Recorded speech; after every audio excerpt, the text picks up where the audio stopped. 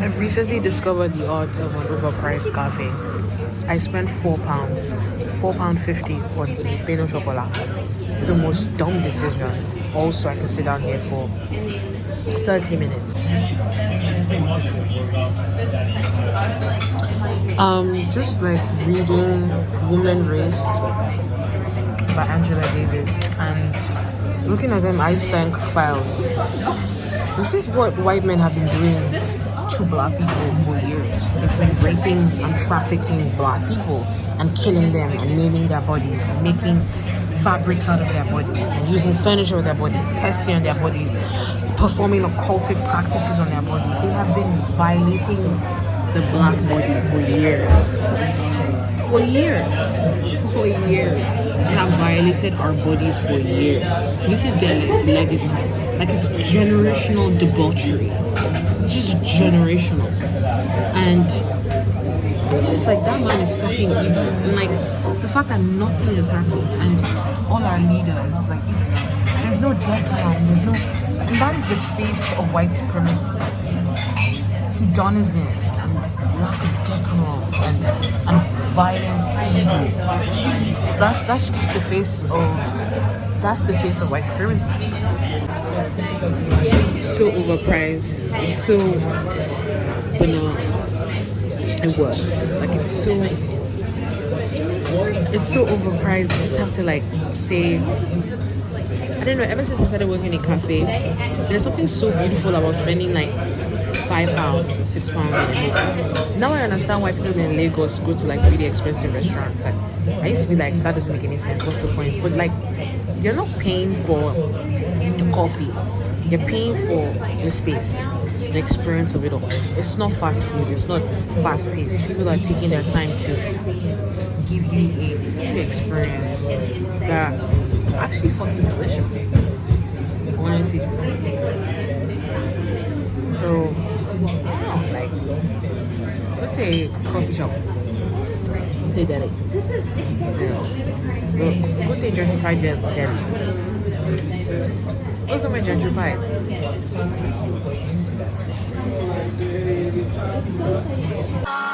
Finishing my Sunday, writing in my journal. I made an ode to 2026 to not be negative for the next 3 months and go after each project in my goal. That's my disciplined schedule for this year. It's just not say a single negative thing to myself and to do every single thing I said I would do. Okay, ignore my cold, but I was so depressed in February. Like, I don't know, I struggle with pre-obsessive compulsive disorder and really, really bad anxiety, and I just felt so dissociated and detached from my career. Like, I'm also gonna quit this job in the cafe, but it was always part of my 2025 goals to stop this job in May, like to stop the job in the start of May so I can focus on my projects and my freelance work completely. But like, I feel like this work, how it affected my health, because I'm on my feet for so many hours, I'm really drained. I have like a chronic illness, plus then I'm going home to work on my freelance work. Like, I'm not working that many days, I'm just working a few days, but then the stress of going home, working on my freelance projects, the anxiety of it all, it was actually catching up to me. And I don't know, February was just really hard. I felt so lost, so down, so confused about who I was and what I want to do in my life, you know. And you can tell that I was just kind of like in a loop of self-hatred. It's really hard being an artist. Like, it's actually so hard being a black woman artist and trying to make it. Like, the waves of self-doubt is so intense, because I realized that what I'm trying to do this year, it requires a different type of strategization than what I've done in years. Like, it requires a new set of positioning, a new body of work, a new context. You know, this is me sharing my pills, but like, it was just a lot. It was just a lot.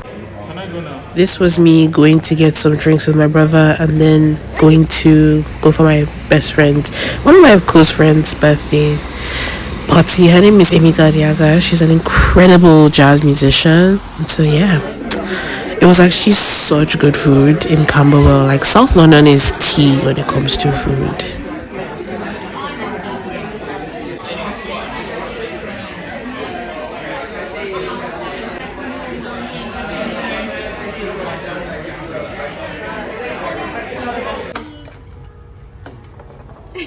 Do I look okay?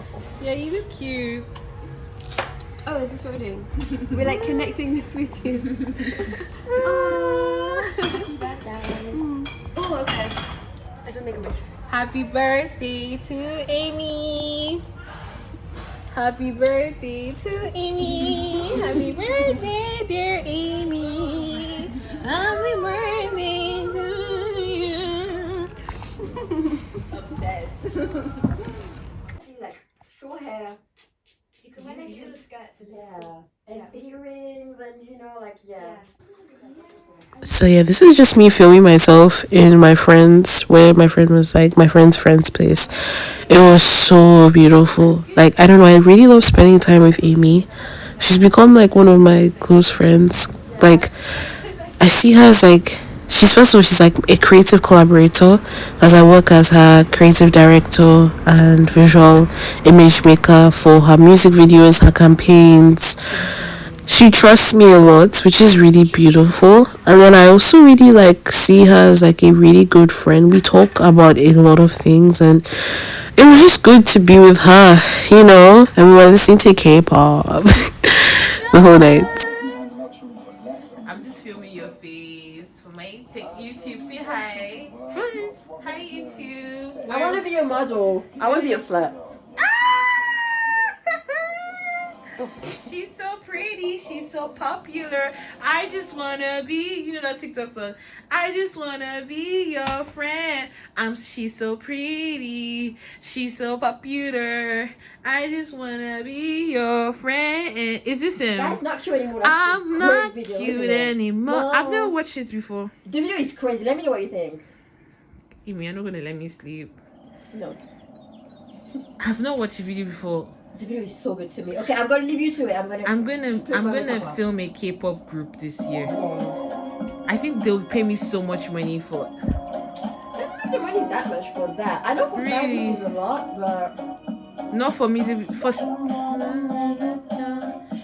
The stylist must be making so much money. yeah.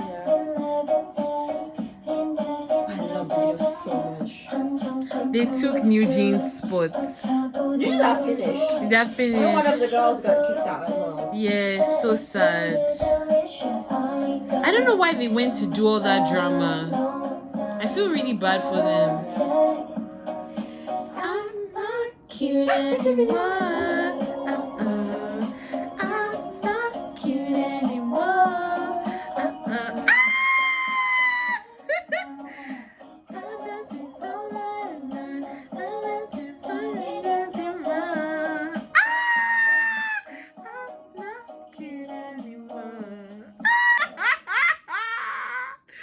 This video is so perfect. It's so amazing, isn't it? You know, they filled the gap of New Jeans. They've actually gotten better. I put it on my story. But why isn't Katsai? Katsai needs to make better music.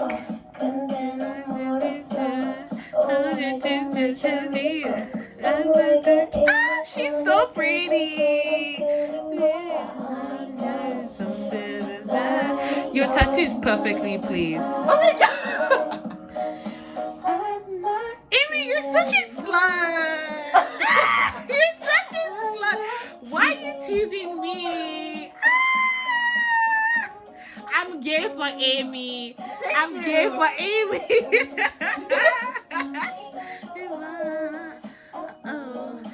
I'm not cute anymore. That's the best. This song is amazing. Look at that. It's But she's grown up. She's really Yeah. entered her. She was the one that was weird at first. Yeah, she was a bit. I used to look at was her. really, like, yeah, stiff. she Look was at how so cool this stiff. is. This But- is so cool. That's what I'm saying. I think I want to be a creative. Amy, you know what?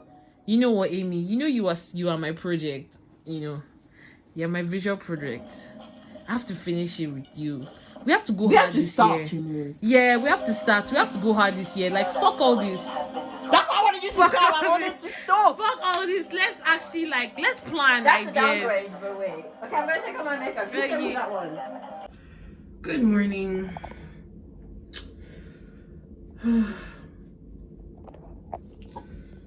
It's been a long morning. I'm still in the hotel. Still in my friend's hotel. My skin. Good morning. I'm still in my friend's hotel room. I'm leaving in the next 10 minutes. I'm tired. I'm tired. Tired, but I got meetings to do today. Okay. I've decided to walk because I don't know. I ate so much the past 3 days and I just want to walk it out. I'm so tired. I don't know why I'm walking. I don't know why the fuck I'm doing this, but I just don't want to be on the bus. I want to discover some cute cafes. I want to discover something new. Let's work. Just gonna walk. I think at this time going for this walk was so good for me. It was just good to see another central London and to be out. I don't know, I was just, oh my god, I was so down. I was, it was actually scaring me how down I was. And I just feel like London is so hard. I miss Geneva. I miss my slow, small life in Geneva. I miss my housemates. I miss Joao. I miss my best friend, the love of my life, Mateo. I miss Jess. I miss Dago. Sometimes I miss Eileen, wish me, see, show me. I just miss the people that made, I miss Amara. I miss Luna, I miss school, I miss Geneva, I miss Laed, my school, and the routine. But at the same time, London is London is good sometimes. London is fucking good sometimes. It's hard. It's made me become a woman.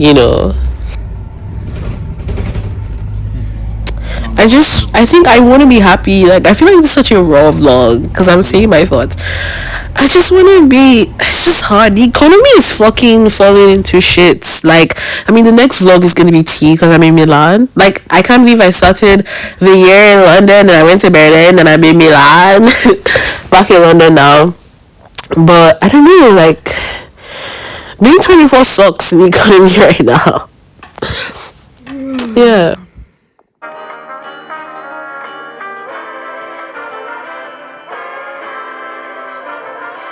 Products that could actually go to market. When you look at the bottom, all these products like a skateboard, they don't have additional features, but all these can be sold. So those are MVPs. Absolutely, they can be sold. You can move. He's smart. Look at him. He did it best. He answered it. Did they answer it or you answered it? No, I answered it. Hey, the others got it wrong. Continues to innovate with Wi-Fi combat e-learning, empowering K-12 students with career pathways and future-ready skills. It's an honor to have. I want to share my slide. My mom is so I cute. hope everybody can see my slide. See my mom.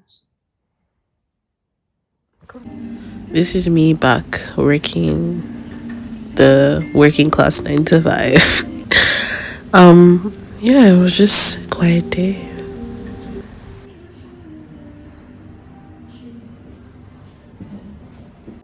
And then it autoplays for the next 45 minutes. Nelly. You know what I think?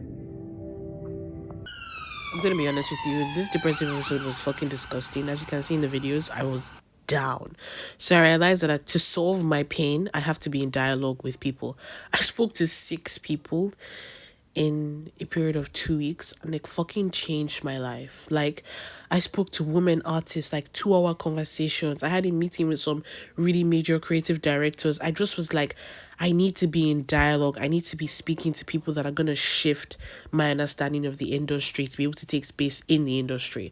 So I'm going to give you a little preview of some of these chats because I felt like they kind of rewired my brain. When you're bullying yourself, who are you gonna go to? True. Fuck.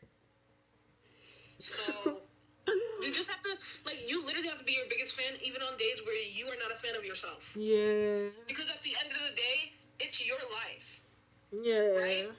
And like, so you might see people passing you, you might see this, see that, but at the end of the day, the thing that stays the same is that it's always you. Despite your boyfriend, despite your brother, despite your family, you have to be your own core belief. Fuck, you're right. Despite my friends, cause my friends like one of my friends was like telling me how someone they knew was like, oh, Emily has never come back to Geneva. She's doing this and that. She's just doing her own thing, and people believe in me. People support me, but it's like my brain is in this loop of deep pain, and Yeah, but so being and embody everything that naturally comes to us, as the things that we know, then the thing that we believe. So you did so many great work. You're doing so many great work. So you don't have actually to believe in it. You know it. hello blog.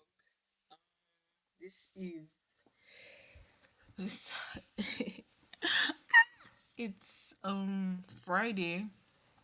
Lips crusty, rooms is a fucking mess. Just a mess. Pepe's chicken. We got an apple. We got some food at the back. We got a mess. But so many things have been happening. Thank you for watching. First thing is that I have been really grateful for the job I have working in a cafe. It's a blessing to have work, and every time I go home, I'm having meetings. For the last two videos that you probably watched, I was kind of down. I went to Berlin and I had this awakening, kind of being with my boyfriend, with my partner, and us talking a lot, and me actually putting into words how I felt. Oh my god, this is a diary sesh. Where's my diary? Journal time. This is my journal. But as I was saying, kind of okay. I was really depressed in January because I didn't understand. Okay, let me explain this. Whew. Last year, I moved to London in January, and I was starting the year with deep inspiration, like energy and like joy and happiness. And I came in the year with so much energy, like, whoa. Last year I had a lot of energy and I came in with pizzazz. And I kind of, because I left this kind of art school framework, and I got an exchange year in London in last year January from my school in Switzerland. And because I'm a British citizen, I decided to take an academic break after my first year of my master's, and I did my second semester of my master's in the exchange year in London. So I did my exchange year in Kingston University for my second semester. Passed it, finished my first year of master's with good grades, and what's the word? I decided to take an academic break for health reasons and also for like career reasons. I need to raw dog what it means to be an artist for a year. But during the whole of last year, I literally was like commercial work. There was still editorial commercial works. I was like, I want to be a creative director. I basically did two projects for two musicians, did their entire visual rollout. Then for my friend, I did her music video for her entire rollout. I did a music video for Wulu and Poison Anna. I worked with Celeste. I had this duo project that we were shown in Gary 198. I did different shows. I launched my research laboratory and creative studio, did like an educational program with Sunder. It was just like back to back to back to back because the whole of last year I did not have like a job because I applied for so many jobs. I came to London with the dream that I'll work as an intern for Wills Bonner. That didn't happen. I applied. I even did a video that went kind of viral saying that I wanted to work for Wills Bonner. Like, it literally was sent to Wills Bonner themselves. That didn't happen. So many things that I wanted to do, I did. Okay? And then I had this epiphany. I had this epiphany in October till December about the visual world I want to develop, like the immersion towards back to self, the return to self. Like, this is an image I took when I was I took this image when I was 19. Okay, it was kind of me naked with blue hair. It's one of my most special images. This is it printed and I drew over it. Like, I'm basically creating these drawings. I'm doing like prototypes for the larger artworks I'm making. Obviously, the larger things are not gonna look like this because I feel like this looks, it looks a bit quiche, you know. It looks very cute, but the larger artworks are gonna look different. But I realized that there's an entire new thing I want to do, and it's like a 3-year project of me really making that decision to be in the contemporary art industry. I want to be a contemporary artist. Like, I want to do fashion, cool. I want to have my Vogue moment, my Days magazine moment where I do a story, I'm in the cover, coolio. But I need to be a contemporary artist. I need to create work that is profound and sits within that sphere proudly. It's more than the exhibition. It's like making a fucking statement. And January came and I had all these realizations, but I was so naked.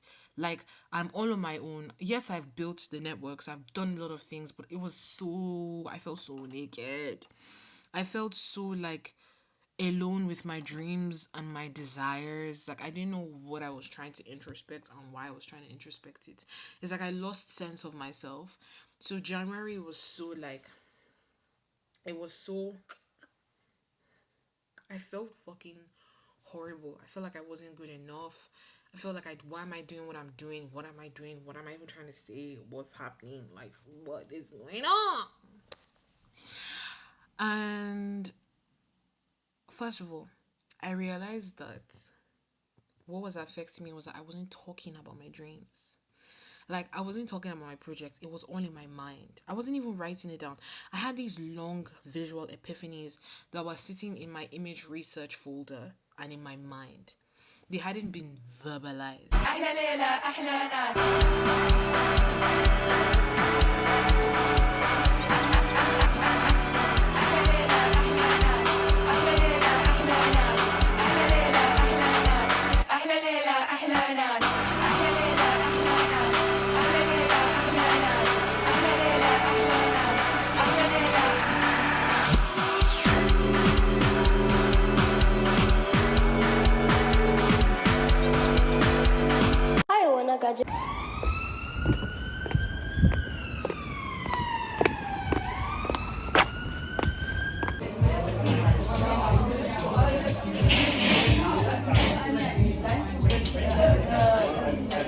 Okay, I am so ill, but then I'm here to see this like writer, editor, agent. I have been very depressed for the past few weeks and I've been ill, and I'm here to see this person, and I've been in dialogue with 6 different women. I've spoken to like 6 different women. I've spoken to so many incredible women that have poured life into me, that have given me so much perspective. Like, just talking to people has been like the most incredible thing ever. Talking to women in my network, talking to people that follow me, people that fuck with my art, people that fuck with my practice, like, has literally done something to my mind. As you see me right now, I am so ill. I had an emotional breakdown, like, on Sunday, that the ambulance had to be called into my house, whereby, because I have a chronic illness, plus I was so ill, I wasn't sleeping, I was breaking down, I was crying, and I just, my parents were on the phone with me, like, you have to call the hospital, and my brother lives with me, and my brother was there, and it was just like so intense, and I couldn't go to my work in my cafe shop. Like, I've had so many perspectives. First of all, like, that job, like, I was putting it on my head, like, I have to be perfect at this job, something that I work 3 times a day. I've had so many realizations. I'm going to talk to you about it, but this is just how I look now today. I've had a lot of realizations. Like, literally, like, all of last year, I made money doing what the fuck I wanted. I was freelance.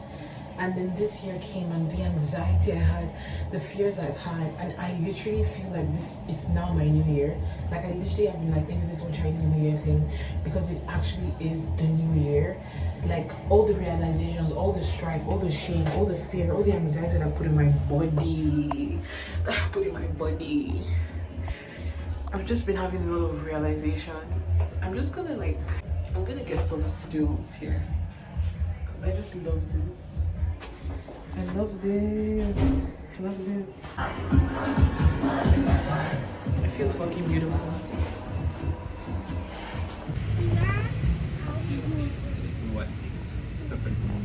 So I actually went for a meeting with a creative director, like a creative director duo. And it was in this hotel, and I was actually so scared. It was so bouge.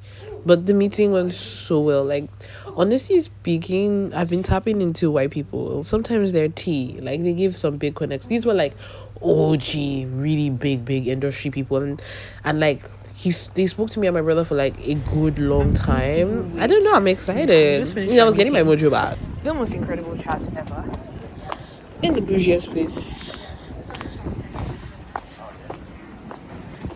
Why are people waiting outside for a fucking stationery store? Say hi to the camera. London things. My leg is a mess. Hello.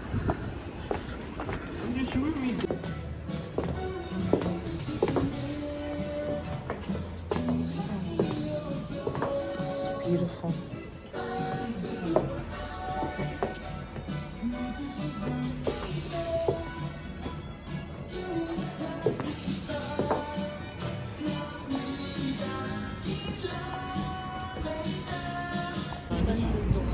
You don't need to. Nothing is happening there. Is there an event happening there?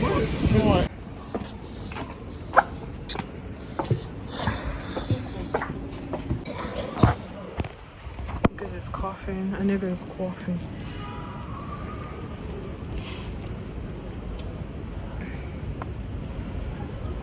Can we go to Yaza? No. As I get older, it becomes crystal clear to me that it is imperative that you know your value. It is imperative that you know what you're working with. Not just because people will take advantage of you if you don't recognize your worth, but so that you know how to move through this world because you know what you're working with. The best analogy I can use is if you know that you have a stack of cash in your pocket, you went to the ATM, you got a bunch of money out, you're careful. You're walking around suspicious, you're guarded, you know what you have and that people want that stack of cash that's in your pocket. But imagine you have a stack of cash in your pocket, but you're walking around like you have rocks in your pocket. And so then you don't end up moving with the discernment that you probably should be with that much cash in your pocket. This is the same thing with your value. People will see your worth before you can see yourself clearly.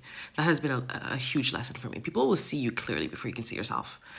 It's not on them to handle you well. It's on you to manage that stack of cash in your pocket. If someone comes and tries to steal it, you don't blame them. You recognize them. Like anyone would want the money in my pocket. It's on me to protect it. And that reframe has been really helpful for me because I didn't even realize this, but I was making it other people's responsibility to be the caretaker of my value and my worth. Because they see me a certain way, then I'm worthy or not worthy. Because they treat me a certain way, then I'm worthy or not worthy. It's not on them to determine my worth. If I have value, I have cash in my pocket. No one can tell me nothing. Oh, you don't actually have that money in your pocket. Okay, you walk away. Oh, actually, let me see what's going to... No, don't touch me. You are much more careful and you're not going to be guarded in a like overtly defensive way, but you'll be more discerning with who you allow closer to you and who you allow to kind of know that you even have cash in your pocket. Not everyone needs to even know the full extent of your value. That in itself is from a place of insecurity. People who recognize what they're working with, are responsible with their worth, will just keep it pushing. They don't need to prove anything to you. They don't need you to even see it. It is what it is. This is something that I'm personally working on to get to that level, but I've learned so many lessons the hard way about, hey girl, You have cash in your pocket. You can't just let anyone come close to you. They will try to steal the money in your pocket. And it's not on them for not being the most like good to the point that they won't even try to steal the cash in your pocket. They're only human at the end of the day. You need to protect yourself.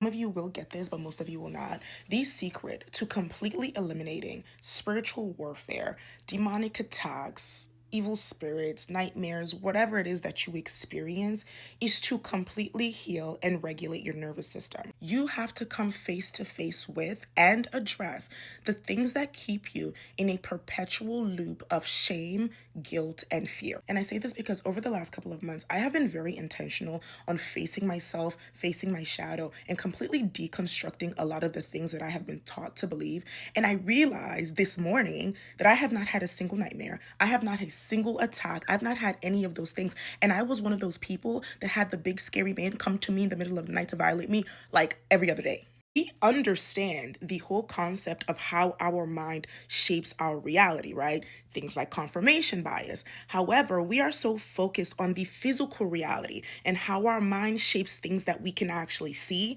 We don't realize that our mind also shapes things that we cannot see. The same way your mind shapes your physical reality, it also shapes your spiritual. And one thing that I learned is that neurologically, things like shame activate the same pathways as physical danger.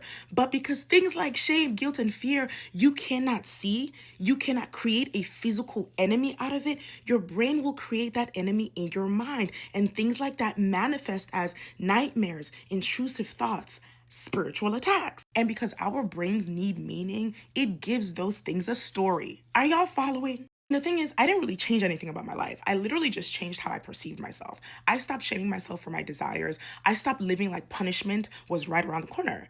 And even with that, y'all, when you heal and regulate your nervous system, the negative characteristics that you exhibit and the negative habits that you formed that have kept you in that cycle of shame, guilt, and fear, you know, the things that you do behind closed doors, you don't even have the desire to do them anymore.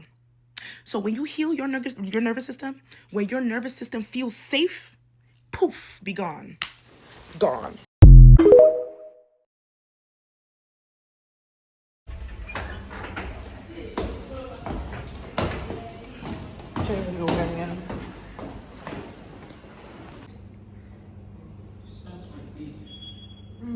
I told you that you should relax.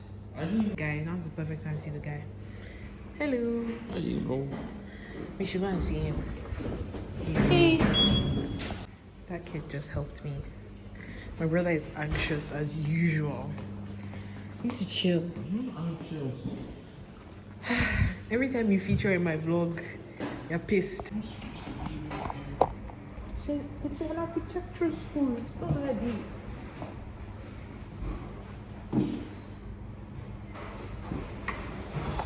Hi vlog, we're going to Milan next week. We're going to Milan. It's going to be its own experience. This is the fit today. Do you want to film me? Can you film me? Film my Why is this thing late? I have college tomorrow. Hi. The outfit is here. This is my outfit. I have this bag. This is what's in my bag. In my bag is this book, typography. This book that I always carry around. Show up. And Design show up. Like. yeah, this is my favorite bag. These are my favorite shoes. I work in a coffee shop, so I work in a coffee shop, as you guys know, so my jeans are dirty. Coffee. Look at my matcha stain. I'm going to Milan and I'm not going to wash these stains. So be sure. Where's my matcha stain? I have a matcha stain somewhere around here. Okay, from what I'm trying to understand, this is the School of Architecture. I just stumbled on my class. There's a class happening. I have to be quiet. They told me to shush. Okay. This is, oh my god. I'm basically, wow. I'm discovering this school. Wow. This is really cool. I'm very forward because we're supposed to go for an event, and my brother and I came really early, so I've taken it as my responsibility to look around. It's Virgil Abloh, Alaska, his brand. So, what is this? Anyway, Virgil Abloh's brand, Alaska. They're doing an event, but they're no more called Alaska. They're called White Project.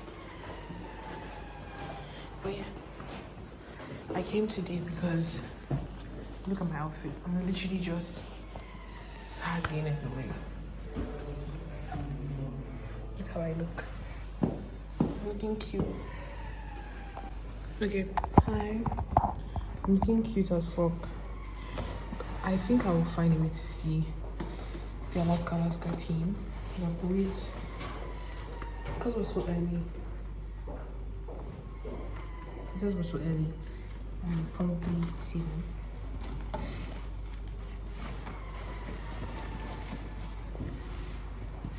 need to do my hair before I go to Milan, but I don't have enough energy to do braids, so I'm just gonna do all back. But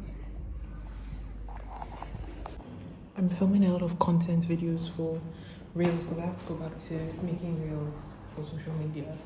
But this place is cool as fuck. Earlier the team, and the team might be here to the center. Okay, we'll come back.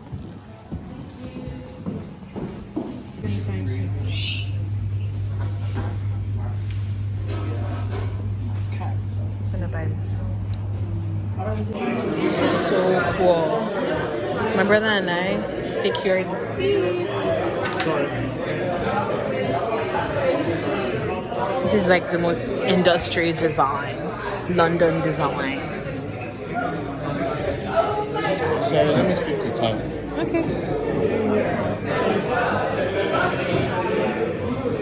Did I just say? Look at this, is so nice.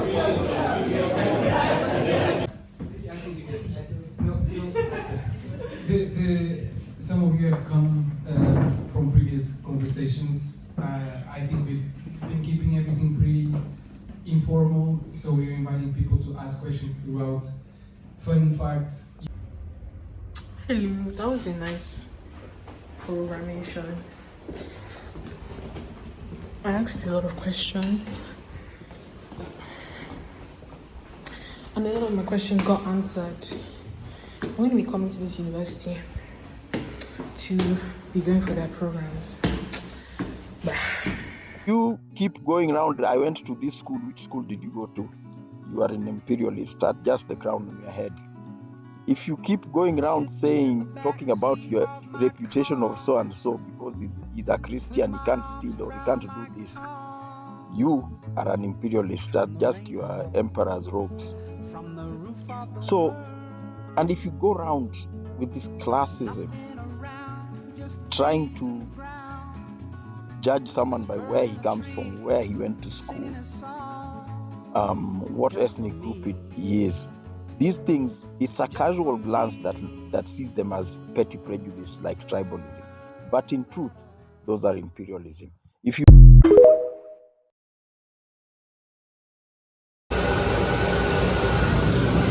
in Milano.